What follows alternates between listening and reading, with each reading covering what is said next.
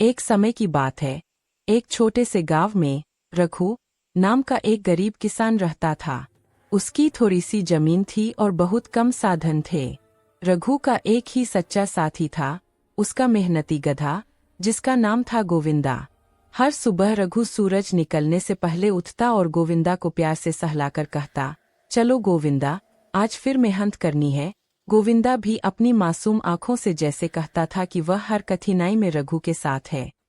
दोनों मिलकर हर दिन खेत में मेहनत करते। रघु हल चलाता, बीज बोता और गोविंदा पानी, अनाज, लकड़ी और सामान ढोता। गांव के लोग अक्सर रघु का मजाक उड़ाते, तेरे पास तो बस एक गधा है, उससे क्या होगा। लेकिन रघु कभी परवाह नहीं करता था। वह हमेशा कहता, मेरी असली ताकत मेरे गधे की निष्ठा और मेहनत है। गोविंदा चाहे तपती धूप हो या ठंडी बारिश, कभी पीछे नहीं हटता था। फिर एक दिन बड़ी मुसीबत आ गई। कई दिनों से बारिश नहीं हुई थी।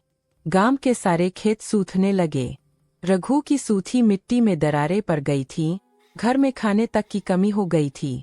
वह बहुत उदास होकर गोविंदा से बोला, गोविंदा, अब हमारा क्या होगा। गधा बस चुपचाप उसे देखता रहा, जैसे रघु को भरोसा दिला रहा हो कि सब ठीक हो जाएगा। अगले दिन रघु लकड़ी लेने जंगल की तरफ गया।